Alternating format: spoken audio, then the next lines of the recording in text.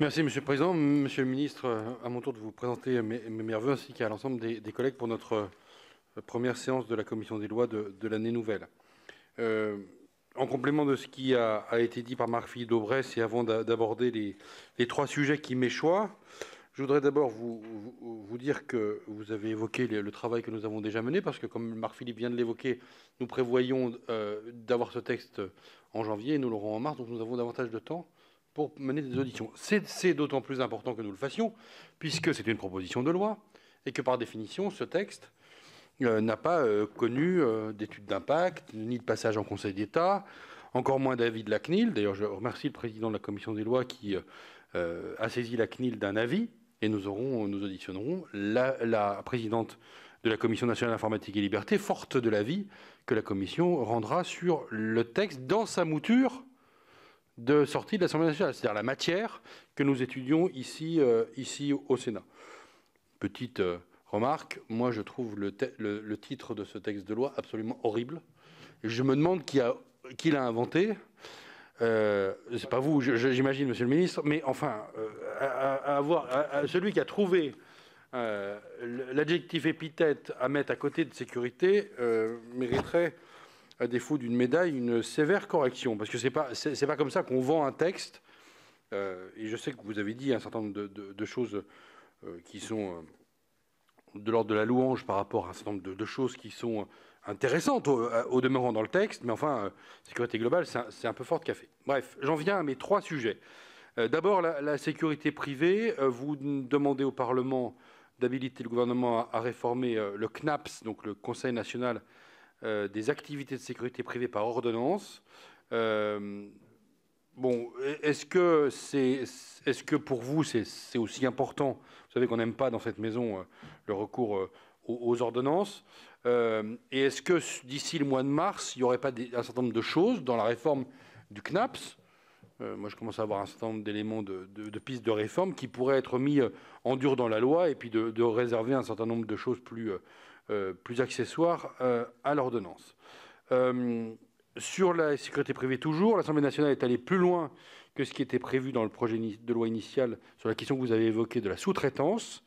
Que pensez-vous de la solution retenue par l'Assemblée nationale, et est-ce qu'elle vous paraît réaliste par rapport à un secteur économique dans lequel le recours à la sous-traitance en cascade est devenu monnaie courante et pose de vraies difficultés? Mais il s'agit quand même d'un domaine privé, c'est dans le terme, et il faut réguler l'activité privée, c'est bien, mais il y a un certain nombre de principes que nous devons quand même respecter. Et plus généralement, vous l'avez évoqué aussi, quelle est la place que vous envisagez pour les agents de sécurité privée dans le cadre du continuum de sécurité? Est-ce que vous envisagez d'autres élargissements, et à quel moment vous mettez une limite en disant que les choses relèvent du service public proprement dit et qu'ils doivent être assumés par des policiers, par des gendarmes ou par des fonctionnaires territoriaux que sont les policiers municipaux? J'en viens maintenant à la question des drones. La proposition de loi instaure un cadre spécifique.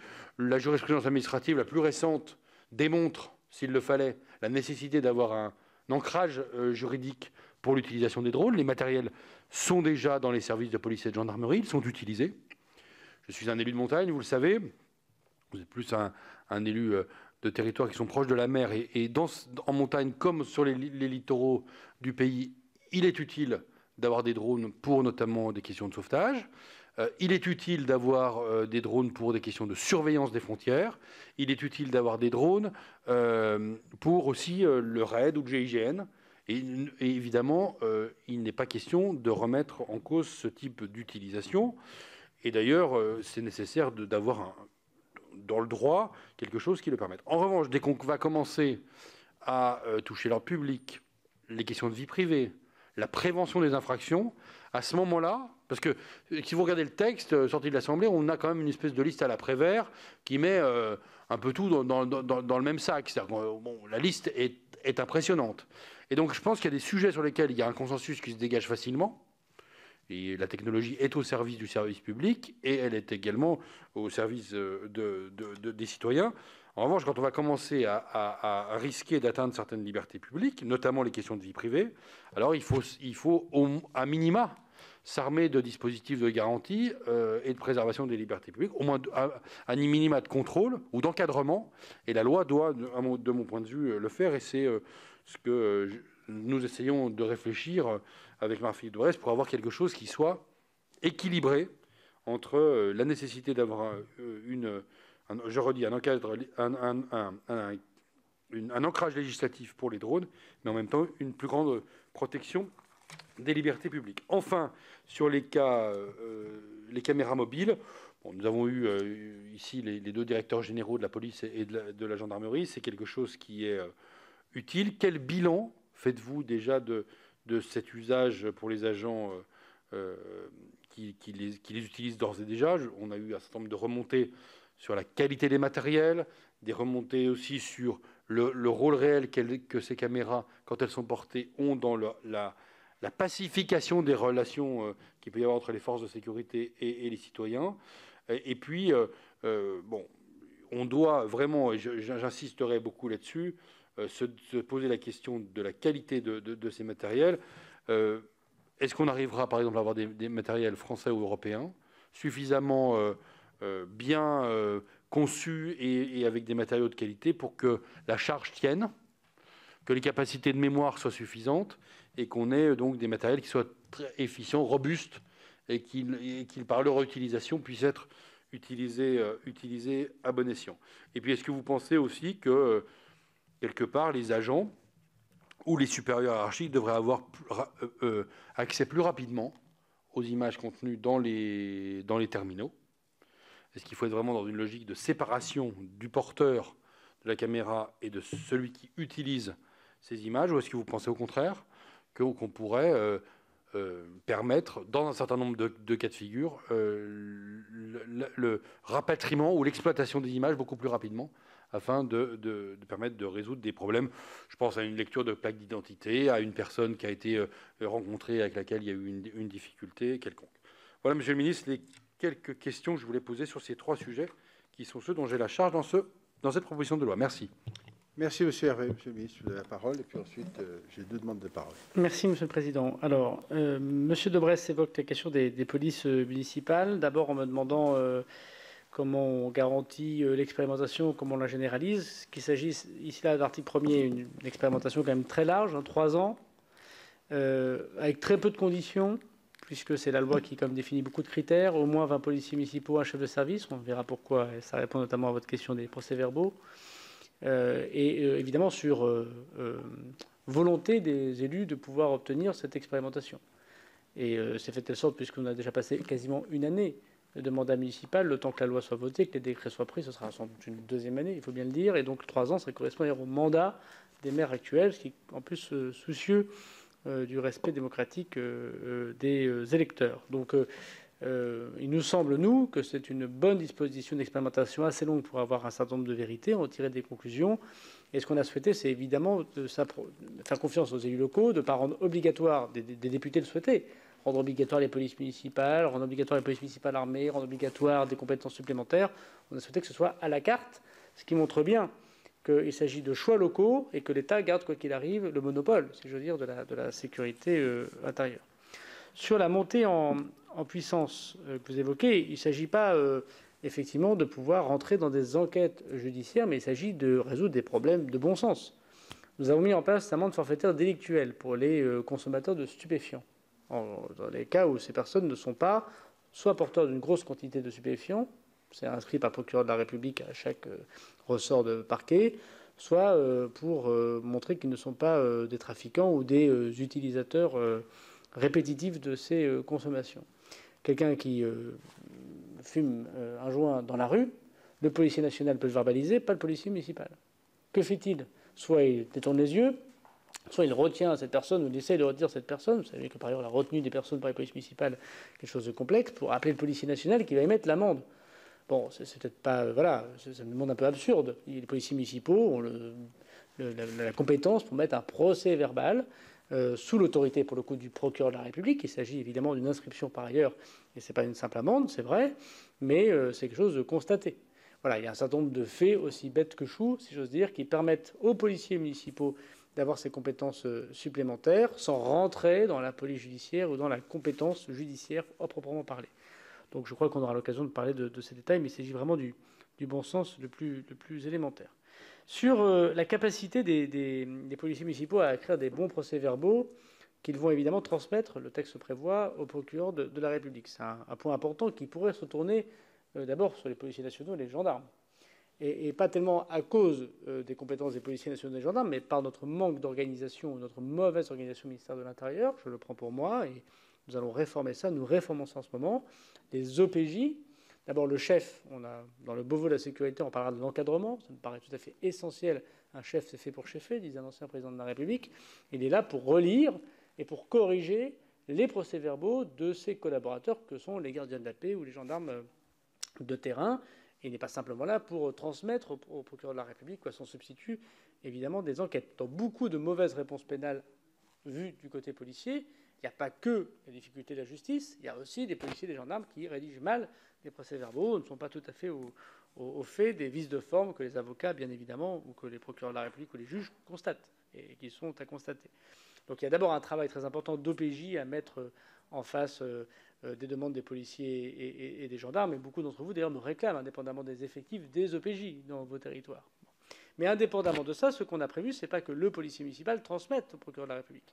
C'est pour ça qu'il faut un directeur ou un chef de service dans l'expérimentation que nous souhaitons, parce que ce directeur ou chef de service, qui a une grande compétence, et quiconque a dirigé une police municipale sait très bien qu'à plus de 20 policiers municipaux, c'est souvent des anciens officiers de gendarmerie, des anciens gradés de la police nationale, ou un certain nombre de personnes qui passent des concours extrêmement difficiles, spécifiques d'ailleurs, chacun le sait, puisqu'il s'agit d'une fonction publique qui connaît un concours particulier, qui peut avoir les compétences juridiques pour transmettre au procureur de la République ces procès-verbaux, et donc ainsi répondre à la demande que vous évoquez de sérieux et que je partage, même si avec, il y a évidemment les formations que nous devons à chaque agent public, nationaux comme locaux. Sur la ville de Paris, permettez-moi, monsieur le rapporteur, d'avoir une légère différence d'appréciation. Il me semble que la création de la police municipale relève de la délibération du Conseil de Paris. Là, sur ce point, je ne saurais vous donner tort, mais comme toute création de police municipale dans toute commune de France. En revanche, les statuts de la police municipale relèvent du décret en Conseil d'État, comme toutes les polices municipales. Donc il n'y a pas d'inéquité avec les autres territoires. Je rajouterais d'ailleurs que Paris est par nature, d'abord parce que c'est une collectivité sui generis, comme chacun sait, et puis par nature, un endroit particulier où la sécurité publique est particulière. C'est d'ailleurs pour ça qu'il y a une préfecture de police, sans doute, dans Paris, la petite couronne, et que l'État, et c'est bien normal, et je crois que la maire de Paris en convient, mérite d'avoir un œil particulier. Vous savez tous que c'est parce que nous n'avions pas confiance dans la ville de Paris depuis très longtemps que nous n'avons pas donné de force armée à la maire, dont j'ai compris que par ailleurs, elle ne souhaitait pas, elle, et c'est un autre débat politique, moi je souhaite que nous respections la volonté de la ville de Paris, de ne pas armer sa police municipale.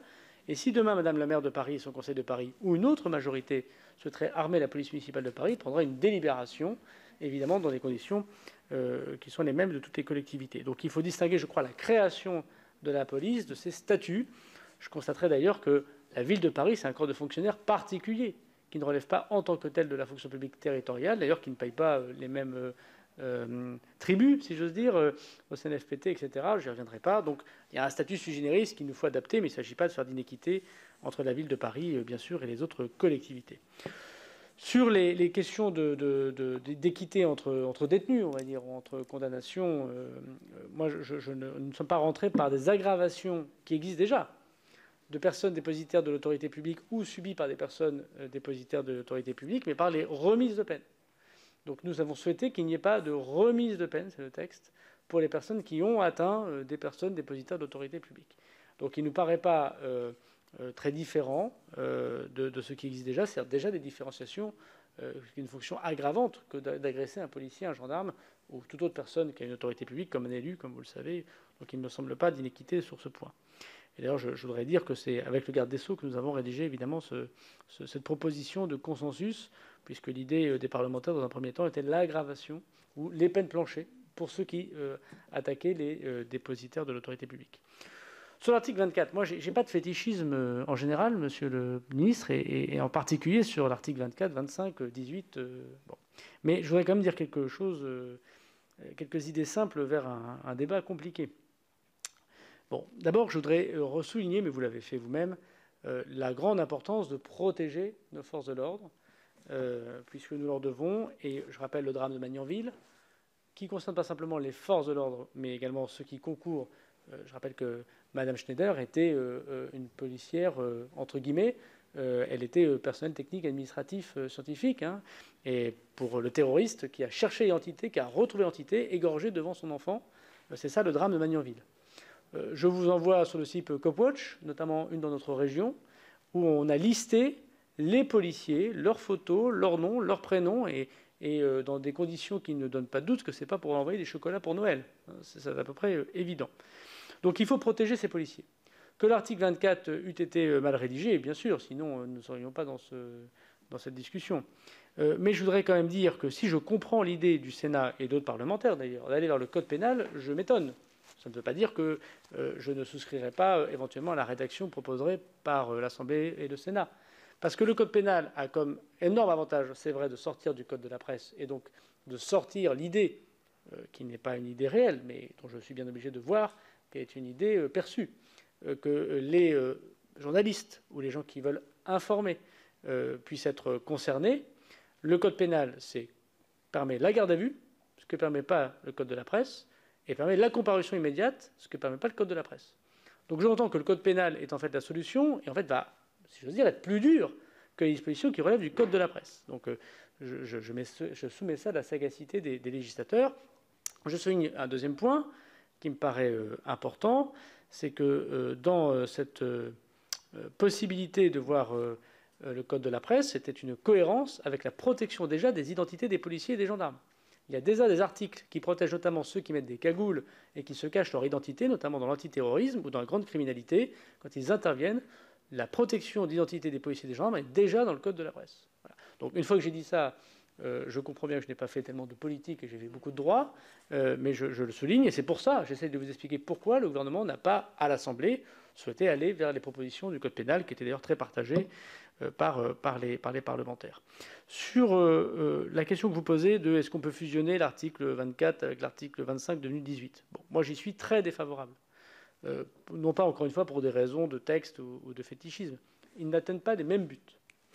L'article 24 prévoit la protection des fonctionnaires de police ou des militaires de la gendarmerie dans des opérations de police. Le législateur de l'Assemblée a d'ailleurs rajouté policiers municipaux. On pourrait même imaginer douaniers, certains voulaient administration pénitentiaire. Mais dans des opérations de police. Il ne s'agit pas de les protéger en tant que policiers ou en tant que gendarmes, en tant que tels. Ça, ils le sont par les dispositions qui sont effectivement ceux du Code. Mais dans les opérations de police, par exemple, on a fait déjà 1000 exemples que nous avons connus sur Internet. Et il suffit de regarder les choses sur les réseaux sociaux pour s'en convaincre. Est-ce que c'était bien rédigé? La réponse est non, mais il y avait un but.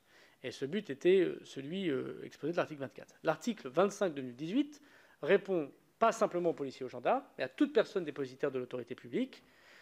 J'ai tendance à penser, malgré la grande qualité, et je suis très respectueux des élus, des magistrats, de toute personne qui ont une autorité publique, mais elle n'est pas de la même, à mon avis, manière que de ceux qui risquent chaque jour dans des opérations de police des interventions, ne serait-ce que parce qu'ils sont armés ou parce qu'ils vont au contact, en premier lieu, avec un certain nombre de faits. Ça, c'est le premier point. Deuxièmement, ce que prévoit l'article 25 de 2018, c'est la possibilité de protéger l'individu et sa famille, ce qui n'est pas le cas de l'article 24. Et puis troisièmement, il y a l'adverbe « immédiatement » qui est dans l'article 25 de 2018, parce qu'il s'agit exactement, je le dis comme ça, pardon, mais d'un article Samuel Paty.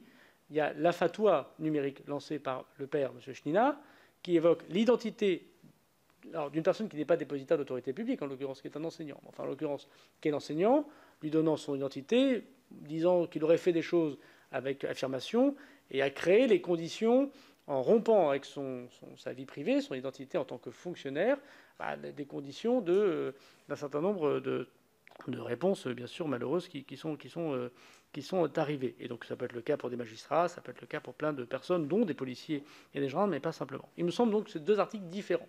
Maintenant, j'entends et j'ai lu ce que devrait faire le Sénat. Nous regarderons évidemment cela. Je ne connais pas la position finale du gouvernement, parce que je ne connais pas votre rédaction et votre proposition, mais nous souhaitons en tout cas différencier les deux textes, puisqu'ils n'apportent pas les mêmes buts évoqués. Sur les questions de M. le rapporteur. Alors, sur le CNAPS, j'entends que les ordonnances ne réjouissent pas les parlementaires, je l'entends bien volontiers. Il s'agit cependant, on vient d'avouer, d'un bon moment ou d'une possibilité pour le gouvernement de pouvoir légiférer sur le CNAPS. Donc la proposition de loi est arrivée, nous nous sommes saisis de cela. C'est la proposition que nous vous faisons, éclairée par les débats parlementaires et par les habilitations que vous voudrez bien nous donner, sur une habilitation très importante. Sur la structuration, il faut beaucoup discuter avec une filière professionnelle que vous avez rencontrée et qui est parfois un peu éparse, pas toujours structurée comme on le souhaiterait. Et nous sommes là pour les aider à se structurer sur des questions de sanctions, des questions de formation. Ce que je peux vous proposer, monsieur le rapporteur, c'est non seulement d'éclairer très largement les débats pour être dans le sens que vous souhaitez, mais vous associer évidemment le plus étroitement possible pour que nous allions le plus rapidement possible, mais prendre le temps quand même de structurer une véritable filière professionnelle qui le mérite et dont j'ai compris que vous souhaitiez vous aussi voir quelles étaient les limites. Et vous l'avez évoqué, les limites, elle est assez claire. Il faut évidemment qu'il n'ait pas de pouvoir de contrainte, ça me paraît très important, de pas de pouvoir constater des délits, bien évidemment, de ne pouvoir pas faire de pouvoir d'enquête, bien sûr, de ne pouvoir pas priver de liberté des personnes, et donc de pouvoir se tenir strictement aux compétences de sécurité privée, de surveillance, mais qui sont essentielles. Imaginez qu'il faille mettre des policiers municipaux, nationaux, des gendarmes dans chaque grand magasin, dans chaque festival que nous connaissons tous dans nos territoires. Ils concourent, bien évidemment, dans notre vie locale. Ils concourent, évidemment, à la sécurité de nos concitoyens, tout en limitant, évidemment, leur pouvoir à ceux de l'État régalien ou des collectivités locales. Sur les drones, moi je souhaite que, ni plus ni moins, on puisse donner au moins les moyens, vous l'avez dit vous-même, un cadre juridique qui nous permette de fonctionner comme des caméras de vidéoprotection. Il serait étonnant qu'on puisse donner des moyens juridiques de surveillance des caméras de vidéoprotection. Désormais, il n'y a plus grand monde qui conteste le fait qu'elles sont efficaces et qu'elles sont utiles dans la résolution des crimes. Et c'est vraiment quelque chose d'évident pour ces nouveaux moyens technologiques. Alors, vous dites une liste à l'après-vert, tout à fait prêt à mettre davantage de garanties. Peut-être que le texte de l'Assemblée n'est pas assez propre à garder les garanties. Je pense notamment en lien avec le domicile privé, ne sont pas assez limités sans doute et permettraient d'être éclairés par le Sénat sans aucun doute. Mais je crois que c'est les cas d'usage que nous avons listés. Et si je devais comparer de ce que font nos voisins, qui pourtant ne sont pas d'affreuses dictatures numériques, les Danois, les Suédois les utilisent pour les finalités judiciaires, pour le maintien de l'ordre, et les Espagnols, c'est exactement les mêmes finalités que prévues dans la proposition de loi que nous évoquons. Donc beaucoup de gouvernements avant nous, et beaucoup de parlements avant nous, avons légiféré sur les drones. Nous sommes un des derniers pays, d'ailleurs, la CNIL nous l'a reproché, de ne pas trouver de base légale, d'avoir un encadrement des drones, sans jamais qu'il n'y ait d'ailleurs la reconnaissance faciale, puisque j'ai vu beaucoup de choses qui évoquaient ce sujet, et elle n'est évidemment pas prévue dans ce texte de loi. Sur le bilan des caméras, j'en terminerai par là, piéton, c'est un petit peu tôt, parce que d'abord, toutes les brigades de gendarmerie et de police n'ont pas des caméras. Vous avez vu qu'on les généralisait au 1er juillet 2021, et vous avez dû entendre les auditions, et il suffit d'aller voir les policiers et les gendarmes pour voir que c'est quelque chose qui apaise le fonctionnaire, et qui apaise la personne qui est en face, parce qu'une fois que la caméra est allumée et que tout est enregistré, évidemment, pour la suite, et notamment pour l'autorité judiciaire, ce sont des éléments probants. D'ailleurs, chacun sait que dans le même fait, filmé ou pas filmé par une caméra de vidéoprotection, on a une réponse en général judiciaire qui est différente. Voilà. Et que la parole du policier ou la parole du gendarme ou du policier municipal n'est jamais aussi forte que la caméra qui montre aux magistrats souvent les faits. Moi, je souhaiterais que ces caméras, d'abord, on les change techniquement, vous avez raison, ils sont d'un plutôt mauvais matériel et qu'il n'est pas conforme aux heures d'utilisation des brigades. C'est-à-dire qu'en général, alors, il y a 2 points. Il faut d'abord rentrer son numéro ROI, c'est-à-dire le numéro d'identification qu'ont les policiers, ce qui n'est pas super évident, surtout qu'il ne s'agit pas ici d'écran tactile, donc on met plus de temps. Imaginez, nous sommes en intervention, il faut rentrer son numéro au moment où vous êtes dans une rixe, c'est quand même pas le truc le plus simple à faire dans la tension du moment, surtout si vous courez et que vous roulez vite avec votre véhicule pour arrêter cette personne. Une fois que vous avez appuyé sur le bouton, certes, ça filme quelques secondes après, quelques secondes avant, mais votre batterie se décharge extrêmement rapidement. Et si vous laissez allumer la caméra parce que justement vous ne voulez pas mettre le numéro, en moins de 2 heures, en moins de 2 heures et demie, ça dépend des modèles, la brigade continue son travail, mais la caméra ne fonctionne plus. Et donc j'ai lancé un nouvel appel d'offres pour renouveler l'intégralité de ces caméras, pour qu'elles aient, évidemment, je ne sais pas si elles sont françaises ou européennes, les appels d'offres, vous le savez bien, sont assez encadrés, mais nous souhaitons la solution la plus efficace possible, d'avoir évidemment déjà un délai plus long pour pouvoir filmer, et que les images puissent être utilisées de manière un peu différente. D'abord, le fonctionnaire ne doit en aucun cas pouvoir les modifier. C'était prévu dans l'appel d'offres, c'est très clair, c'est écrit, et l'appel d'offres est publié, chacun peut le constater. 2, ils sont évidemment transmis à l'autorité judiciaire lorsqu'il y a une difficulté, ou à l'autorité administrative lorsqu'il y a des enquêtes de l'IGPN ou de l'IGGN. 3, elles pourraient être revues sans être modifiées, parce que dans le feu de l'action, on peut avoir un détail qu'on n'a pas vu, les couleurs des baskets, la plaque d'immatriculation, le modèle de la voiture, qui permet de renseigner et d'éviter des crimes et des délits qui pourraient se commettre juste après. Là, on doit prendre la caméra, on doit aller au commissariat, on doit la poser, elle doit se télécharger, on ne voit jamais les images. Et puis 4, dans les mauvais rapports qu'évoquait monsieur le ministre de Bresse avec raison, il y a parfois des moments où le fonctionnaire n'a pas fait exprès de faire un mauvais rapport. Simplement, chacun sait que son souvenir est parfois différent dans la tension que reposé. Et il m'apparaît normal que, sans pouvoir modifier les images, le fonctionnaire puisse rédiger son rapport en regardant ces images, pour pouvoir se dire que oui, c'est lui qui a donné le coup, c'est pas lui qui a donné le coup, comment ça s'est passé, ce qui n'empêche pas évidemment que l'autorité judiciaire fera son propre avis sur les dispositions, et sans les dispositions initiatives que la PPL évoque, nous ne pourrions pas faire ces transformations prévues dans l'appel d'offres, mais pas de façon dirimante. Si le Parlement choisissait de ne pas donner ses pouvoirs au ministère de l'Intérieur, nous ne modifierons pas l'appel d'offres, et nous n'avons pas présumé du vote des parlementaires.